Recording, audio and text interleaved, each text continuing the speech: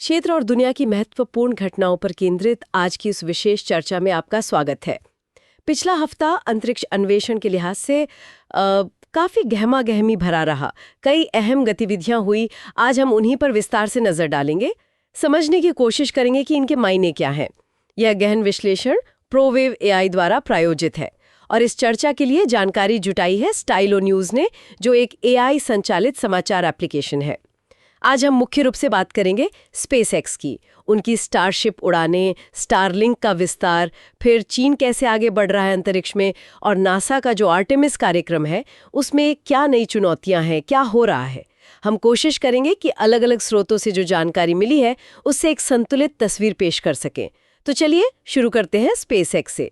लगता है पिछले हफ्ते उनकी स्टारशिप परियोजना में कुछ अहम हुआ है। हाँ बिल्कुल, जो जानकारी मिली है जैसे एवरी आई टेक और स्टाइलो न्यूज़ रिपोर्ट से, तो स्पेसएक्स ने हाल ही में शायद 18-19 अक्टूबर के आसपास दक्षिण टेक्सास से अपने स्टारशिप रॉकेट की 11वीं परीक्षण उड़ान सफलतापूर्वक पूरी की है। और ये उड़ान मतलब कई मायनों में खास थी। हाँ, मैंने भी सुना। ये सिर्फ एक उड़ान नहीं थी, इसमें कई लक्ष्य हासिल किए गए हैं ना। इस पर थोड़ी और रोशनी डालेंगे। जरूर। देखिए, पहली बात तो ये कि उड़ान करीब 1 घंटे से ज्यादा चली। ये इस विशाल रॉकेट के लिए एक महत्वपूर्ण समय है। दूसरा, इसी उड़ान में 8 स्टारलिंक उपग्रहों को भी तैनात किया गया सफलतापूर्वक। तो ये दिखाता है कि स्टारशिप अब पेलोड ले जा सकता है। और शायद सबसे अहम बात, इसका जो सुपर हेवी बूस्टर है उसने पहली बार नियंत्रित तरीके से समंदर में लैंडिंग की सफलतापूर्वक। ये दोबारा इस्तेमाल के लिए, मतलब रीयूजेबिलिटी के लिए एक बहुत बड़ा कदम है। भविष्य के मिशन सस्ते होंगे इससे। ये तो वाकई प्रभावशाली है, लेकिन हमें ये भी याद रखना चाहिए कि स्टारशिप का सफर आसान नहीं रहा है अब तक। एंटीना 3 CNN जैसे स्रोत बता रहे थे कि पिछले 10 टेस्ट में से 6 में तो या तो पूरी या आंशिक विफलता मिली थी। ये बहुत जरूरी बात है। ये दिखाता है कि स्पेसएक्स जिस तेज रफ्तार से काम कर रहा है, वो बनाओ उड़ाओ सीखो फिर बनाओ वाला तरीका, वो पारंपरिक एरोस्पेस इंडस्ट्री के सधे हुए धीमे रवैये से कितना अलग है। इसी तेज तरीके ने उन्हें जल्दी आगे बढ़ने में मदद की है। हाँ, लेकिन इसमें शुरू में फेलियर का रिस्क भी रहता है। और एवरी आई टेक के हिसाब से ये उड़ान स्टारशिप के ब्लॉक 2 की आखिरी उड़ान थी। अब कंपनी का ध्यान ब्लॉक 3 बूस्टर पर रहेगा, जो और भी बेहतर होगा, उम्मीद है। स्टारशिप के अलावा स्पेसएक्स का वो स्टारलिंक इंटरनेट वाला नेटवर्क भी तो लगातार बढ़ रहा है। ला रिपब्लिका.s जैसे स्रोत बता रहे थे कि कैलिफोर्निया से 28 नए उपग्रह भेजने की तैयारी थी। हाँ बिल्कुल, सीधा सा मकसद है दुनिया भर में इंटरनेट कवरेज को और बेहतर बनाना और घना करना। स्टारलिंक का लक्ष्य ही है दुनिया के उन हिस्सों में हाई स्पीड इंटरनेट पहुंचाना जहां पारंपरिक तरीके से मुश्किल है या बहुत महंगा है। और इसी में मीटियोवेब की रिपोर्ट है कि स्पेसएक्स ने हाल ही में 10,000वां स्टारलिंक उपग्रह भी लॉन्च कर दिया है। यह आंकड़ा अपने आप में बहुत बड़ा है। 10,000? और सिर्फ उपग्रह ही नहीं, वो जो रॉकेट बूस्टर बार बार इस्तेमाल करते हैं उसमें भी रिकॉर्ड बना रहे हैं। एक ही बूस्टर 31 बार, जैसा मीटियोवेब ने बताया। इससे लागत पर कितना फर्क पड़ता होगा? फर्क बहुत गहरा है, बहुत ज्यादा। हर बार जब बूस्टर दोबारा इस्तेमाल होता है, लॉन्च की लागत नाटकीय रूप से कम हो जाती है। यही वजह है कि स्पेसएक्स इतने सारे सैटेलाइट लॉन्च कर पा रहा है और लॉन्च बाजार में मतलब उसका दबदबा बना हुआ है। फ्लोरिडा का स्पेस कोस्ट तो लॉन्च का गढ़ बना हुआ है। ऑरलैंडो सेंटिनल के आंकड़े देखिए, 2024 में 93 ऑर्बिटल लॉन्च और 2025 में अब तक 86, और इनमें ज्यादातर स्पेसएक्स के ही हैं। तो एक तरफ स्पेसएक्स प्राइवेट सेक्टर में इतनी तेजी दिखा रहा है, दूसरी तरफ दुनिया के मंच पर चीन भी है जो तेजी से अपनी अंतरिक्ष क्षमता बढ़ा रहा है। पिछले हफ्ते चीन की तरफ से भी कुछ अहम लॉन्च हुए हैं। हाँ बिल्कुल। टास जैसे अंतर्राष्ट्रीय स्रोतों के अनुसार चीन ने ज्यूकॉन लॉन्च सेंटर से काइनेटिका 1 रॉकेट सफलतापूर्वक लॉन्च किया है। इस उड़ान में 2 चीनी, और दिलचस्प बात यह है कि एक पाकिस्तानी पृथ्वी अवलोकन उपग्रह को ऑर्बिट में भेजा गया। अच्छा, ये चीन का बढ़ता हुआ अंतर्राष्ट्रीय सहयोग भी दिखाता है। अच्छा, और क्या ये अकेला लॉन्च था चीन का उस हफ्ते? नहीं। इसके अलावा रोमैन डेली न्यूज़.it की रिपोर्ट के मुताबिक लिजन 8Y8 नाम का एक और चीनी रॉकेट था। उसने भी 3 उपग्रह भेजे। इसमें भी पाकिस्तान का एक रिमोट सेंसिंग सैटेलाइट शामिल था। तो ये लॉन्च दिखाते हैं कि चीन की कमर्शियल और अंतर्राष्ट्रीय स्पेस लॉन्च क्षमता कितनी तेजी से बढ़ रही है। 2024 में चीन ने 68 लॉन्च किए थे। ये इसी तरक्की का संकेत है। साफ है कि स्पेस अब सिर्फ अमेरिका रूस का मैदान नहीं रहा, चीन बहुत मजबूत खिलाड़ी बनकर उभरा है। और चीन की इन्हीं बढ़ती क्षमताओं और महत्वाकांक्षाओं के बीच अमेरिकी स्पेस एजेंसी नासा अपने बड़े चंद्र कार्यक्रम आर्टेमिस को लेकर कुछ नई सच्चाइयों और दबावों का सामना कर रही है। आर्टेमिस का लक्ष्य तो है दशकों बाद इंसानों को चांद पर वापस भेजना, लेकिन जो आर्टेमिस 3 मिशन है, पहली मानव लैंडिंग वाला, उसमें कुछ दिक्कतें आ रही हैं। हाँ, आर्टेमिस 3 मिशन जो पहले 2027 के लिए सोचा गया था, अब उसमें देरी हो रही है। एंटेना 3 CNN जैसे स्रोतों ने इस पर रिपोर्ट किया है। वजह कई हैं, पर सबसे बड़ी वजह स्पेसएक्स के स्टारशिप पर इसकी बहुत ज्यादा निर्भरता। और जैसा हमने अभी बात की, स्टारशिप अभी बनी रहा है, विकास के चरण में है, और उसका रिकॉर्ड वो मिला जुला रहा है। क्या स्टारशिप के अलावा भी कोई तकनीकी मुश्किलें हैं? बिल्कुल हैं। आर्टेमिस 3 का पूरा मिशन आर्किटेक्चर ही बहुत जटिल है। अपोलो की तरह नहीं कि एक बड़ा रॉकेट सीधा चांद पर गया। इसमें कई अलग अलग लॉन्च होंगे, स्पेसक्राफ्ट के हिस्से पृथ्वी की ऑर्बिट में जुड़ेंगे, फिर वहीं ऑर्बिट में ईंधन भरा जाएगा, ऑर्बिटल रिफ्यूलिंग जिसे कहते हैं, तब वो चांद पर जाएगा। ये तकनीकी रूप से कहीं ज्यादा मुश्किल है। इसमें बहुत सारी चीजों का एक साथ सही होना जरूरी है। और इन चुनौतियों का असर नासा के अंदर भी महसूस हो रहा है। सुनने में आया है कि नासा एडमिनिस्ट्रेशन ने भी इस पर कुछ कहा है पब्लिक में। हाँ, याहू न्यूज़ और क्लिक ऑरलैंडो की रिपोर्ट्स थीं कि नासा के जो एक्टिंग एडमिनिस्ट्रेटर हैं शॉन डफी, उन्होंने हाल में माना है कि स्पेसएक्स आर्टेमिस 3 के टाइमलाइन से पीछे चल रहा है।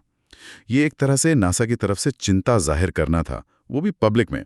और इसी माहौल में नासा ने एक बड़ा फैसला लिया है। हाँ, और ये एक महत्वपूर्ण रणनीतिक कदम लगता है। मीटियोवेब और क्लिक ऑरलैंडो जैसे स्रोतों ने कंफर्म किया है कि नासा ने आर्टेमिस 3 के लिए जो ह्यूमन लैंडिंग सिस्टम यानी HLS बनाने का कॉन्ट्रैक्ट था, करीब $4.4 बिलियन का, उसे दोबारा कंपटीशन के लिए खोलने का फैसला किया है। पहले ये कॉन्ट्रैक्ट मुख्य रूप से स्पेसएक्स के पास ही था। इस फैसले के पीछे नासा की क्या सोच हो सकती है, क्या वजह है? देखिए, कई कारण नजर आते हैं। पहला तो है रिस्क कम करना।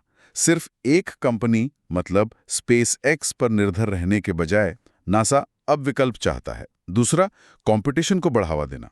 ब्लू ओरिजिन जैसी दूसरी कंपनियां जो पहले भी रेस में थीं, उन्हें अब फिर से मौका मिलेगा। और तीसरा, और शायद सबसे अहम, वो है चीन की बढ़ती हुई चांद की महत्वाकांक्षाओं का जवाब देना। फ्लोरिडा टुडे और द स्पोक्समैन रिव्यू जैसे स्रोत बता रहे हैं कि चीन का लक्ष्य 2030 तक चांद पर इंसान भेजना है। तो जाहिर अमेरिका पर दबाव है कि वो अपना चंद्र कार्यक्रम समय पर पूरा करे और लीडरशिप बनाए रखें। ये फैसला उसी दबाव का नतीजा लगता है। इस घोषणा पर स्पेसएक्स की क्या प्रतिक्रिया रही, खासकर एलन मस्क की? प्रतिक्रिया काफी तीखी थी, जैसे कि एलन मस्क से उम्मीद की जा सकती है। Zero hedge, international business times और USA टुडे, कई स्रोतों ने रिपोर्ट किया कि मस्क ने सोशल मीडिया प्लेटफॉर्म एक्स पर नासा एडमिनिस्ट्रेटर शॉन डफी की कड़ी आलोचना की, यहां तक कि उन्हें शॉन डमी तक कह दिया। ओह, हाँ, हालांकि इस तिखी प्रतिक्रिया के साथ ही उन्होंने ये भी दोहराया कि स्पेसएक्स आर्टेमिस मिशन के लिए पूरी तरह कमिटेड है और उनका मानना है कि स्टारशिप ही इस मिशन को कामयाब बनाएगा। ये स्थिति तो ये प्राइवेट सेक्टर की तेजी और सरकारी एजेंसियों की प्रक्रियाएं और निरीक्षण के बीच एक तरह के तनाव को दिखाती है। निश्चित रूप से ये दिखाता है कि कैसे इनोवेशन के रफ्तार और बड़े जटिल सरकारी कार्यक्रमों की जरूरतें कभी-कभी टकरा सकती हैं। अब देखना होगा कि नासा और स्पेसएक्स के बीच ये रिश्ता आगे कैसे बढ़ता है। हालांकि इन सब विवादों के बीच नासा आर्टेमिस प्रोग्राम के अगले कदम यानी आर्टेमिस 2 मिशन की तैयारी जोरों पर रखे हुए है। मीटियोवेब की रिपोर्ट है कि ओरायन कैप्सूल, जिसका नाम इंटीग्रिटी रखा गया है, उसे SLS रॉकेट के ऊपर लगा दिया गया है।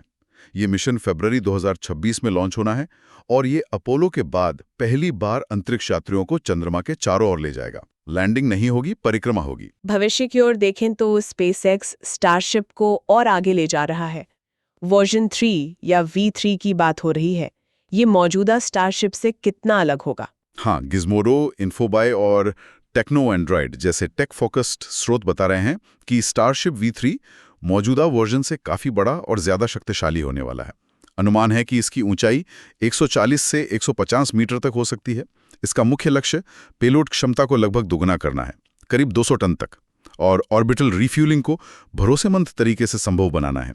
ये क्षमता लंबे चंद्र मिशनों और मंगल ग्रह तक जाने के लिए तो बिल्कुल जरूरी है। और स्टारलिंक के लिए भी नए बड़े उपग्रहों की योजना है? जी हाँ, गिज़मोडो की ही एक और रिपोर्ट में स्टारलिंक V3 सैटेलाइट्स का जिक्र है। ये मौजूदा V2 मिनी से काफी बड़े होंगे, वजन करीब 2 टन बताया जा रहा है। और सबसे खास बात, ये 1000 Gbps तक की, मतलब 1000 गीगाबिट्स प्रति सेकंड तक की स्पीड दे सकते हैं। 1000 Gbps, ये तो बहुत ज्यादा है। हाँ, ये मौजूदा सेवाओं से भी कई गुना तेज होगी। दूरदराज के इलाकों में भी हाई स्पीड इंटरनेट का सपना सच हो सकता है इससे। और इन्हें लॉन्च करने के लिए स्टारशिप V3 का इस्तेमाल होगा शायद 2026 से। नासा ने जब ये चंद्र लैंडर कॉन्ट्रैक्ट दोबारा खोला है, तो अब कौन सी कंपनियां इस दौड़ में शामिल हो सकती हैं? ब्लू ओरिजिन का नाम बार बार आ रहा है। ब्लू ओरिजिन अब निश्चित रूप से एक बड़ा दावेदार है। द स्पोक्समैन रिव्यू और ला रिपब्लिका जैसे स्रोत कह रहे हैं कि जेफ बेजोस की ये कंपनी अपने ब्लू मून लैंडर के डिजाइन और अपने भारी भरकम न्यू ग्लेन रॉकेट के साथ इस कॉन्ट्रैक्ट को पाने के लिए जोर लगा सकती है। न्यू ग्लेन रॉकेट का पहला लॉन्च भी काफी समय से उम्मीद की जा रही है। अगर वो सफल होता है तो ब्लू ओरिजिन की दावेदारी और मजबूत होगी। क्या इस फील्ड में कोई और नया खिलाड़ी भी है जिस पर नजर रखनी चाहिए? एक और दिलचस्प नाम सामने आया है। टाइम्स ऑफ इंडिया की रिपोर्ट थी कि टॉम म्यूलर, जो स्पेसएक्स के पहले कर्मचारी थे और उनके रैप्टर इंजन बनाने में जिनकी मुख्य भूमिका थी, हाँ, ये जो आधा टन से लेकर 13 टन तक का पेलोड ले जा सकेंगे। म्यूलर का लक्ष्य 2028 तक मिशन शुरू करना है। ये नासा के बड़े मानव लैंडिंग सिस्टम और छोटे कॉमर्शियल पेलोड मिशन CLPS के बीच की जगह भर सकता है। ये सब तकनीकी और व्यावसायिक विकास तो बहुत रोमांचक हैं, लेकिन जब इंसानों को चांद पर वापस भेजने और शायद मंगल तक ले जाने की बात करते हैं, तो तकनीकी चुनौतियों के साथ साथ कुछ बड़े नैतिक सवाल भी उठते हैं, है ना? बिल्कुल। द कॉन्वर्सेशन जैसे अकादमिक स्रोतों में एक्सपर्ट्स ने इस पर विचार रखे हैं। एक बहस तो अंतरिक्ष उपनिवेशीकरण या स्पेस कॉलोनाइजेशन शब्द के इस्तेमाल को लेकर है। कुछ एक्सपर्ट्स मानते हैं कि इस शब्द में ऐतिहासिक औपनिवेशिक शोषण का बोझ है। हमें ज्यादा जिम्मेदार भाषा इस्तेमाल करनी चाहिए, जैसे अंतरिक्ष बस्ती या सिर्फ अन्वेषण। तर्क ये है कि हमें बाहर जाते समय पृथ्वी पर की गई गलतियों को दोहराने से बचना चाहिए और दूसरी दुनिया के वातावरण का सम्मान करना चाहिए। साथ ही ये सवाल भी है कि क्या हमें बाहरी दुनिया पर इतना ध्यान देना चाहिए जब पृथ्वी पर ही इतनी समस्याएं हैं जिनका हल जरूरी है। ये अन्वेषण बनाम संरक्षण की एक जटिल बहस है। ये एक जरूरी पहलू है जिस पर विचार होना चाहिए। हालांकि लोकल लेवल पर इन अंतरिक्ष गतिविधियों का कुछ सकारात्मक असर भी देखने को मिल रहा है। हाँ, ऐसा भी है। जैसे टेक्सास ट्रिब्यून की एक रिपोर्ट बताती है कि दक्षिण टेक्सास में जहां स्पेसएक्स की स्टारबेस फैसिलिटी है, वहां प्रोजेक्ट वोर्टेक्स जैसी पहल शुरू हुई है। ये प्रोग्राम लोकल हाई स्कूल के छात्रों को एरोस्पेस इंजीनियरिंग में प्रैक्टिकल अनुभव देता है, उन्हें इस फील्ड में भविष्य बनाने के लिए प्रेरित करता है। तो बड़ी महत्वाकांक्षाओं के साथ साथ जमीनी स्तर पर प्रेरणा और शिक्षा के मौके भी बन रहे हैं। तो इन तमाम गतिविधियों और बहसों के बीच आने वाले समय में हमें किन खास घटनाक्रमों पर नजर रखनी चाहिए? हाँ, आने वाले कुछ महीनों और सालों में कई चीजें देखने लायक होंगी। पहला, स्पेसएक्स का स्टारशिप ब्लॉक 3 बूस्टर का अगला परीक्षण। ये दिखाएगा कि वो अपनी तकनीक को कितनी तेजी से आगे बढ़ा रहे हैं। दूसरा, स्टारलिंक V3 उपग्रहों का प्रक्षेपण, शायद 2026 में स्टारशिप V3 से। ये ग्लोबल इंटरनेट कनेक्टिविटी के लिए बड़ा बदलाव ला सकता है। तीसरा, नासा का आर्टेमिस 3 चंद्र लैंडर कॉन्ट्रैक्ट पर अंतिम फैसला। इससे पता चलेगा कि स्पेसएक्स के साथ ब्लू ओरिजिन या कोई और इस अहम मिशन का हिस्सा बनता है या नहीं। चौथा, ब्लू ओरिजिन के न्यू ग्लेन रॉकेट का पहला प्रक्षेपण। ये लॉन्च बाजार में एक नए शक्तिशाली खिलाड़ी के आने का संकेत होगा। और पांचवा, आर्टेमिस 2 मिशन का फरवरी 2026 में निर्धारित प्रक्षेपण। दशकों बाद इंसानों का चांद के करीब पहुंचना, वो एक ऐतिहासिक पल होगा। यह समाचार विश्लेषण स्टाइलो न्यूज द्वारा उपलब्ध कराई गई जानकारी के आधार पर तैयार किया गया है। स्टाइलो न्यूज इस जानकारी को जुटाने के लिए कई पारंपरिक समाचार स्रोतों और एक्स, पहले ट्विटर सहित 250 से अधिक वैश्विक स्रोतों का उपयोग करता है। AI संचालित ऑन डिमांड समाचार पाने के लिए श्रोता www.stylonews.com पर स्टाइलो न्यूज की सदस्यता ले सकते हैं। आज के इस विस्तृत विश्लेषण को सुनने के लिए धन्यवाद। अंतरिक्ष अन्वेषण का ये दौर वाकई दिलचस्प है। हम तकनीकी कामयाबियां देख रहे हैं, बढ़ती हुई अंतर्राष्ट्रीय प्रतिस्पर्धा और भविष्य को लेकर बड़ी बड़ी महत्वाकांक्षाएं। इन सब का एक जटिल मिश्रण है।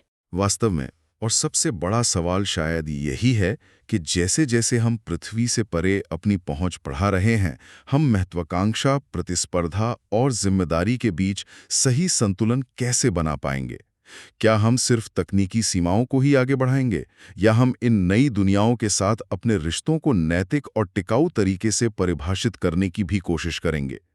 ये एक ऐसा सवाल है जो आने वाले सालों में और भी महत्वपूर्ण होता जाएगा। नवीनतम अपडेट्स के लिए अपने पसंदीदा सोशल मीडिया प्लेटफॉर्म पर स्टाइलो न्यूज़ को फॉलो करना न भूलें। अगली बार तक नमस्कार।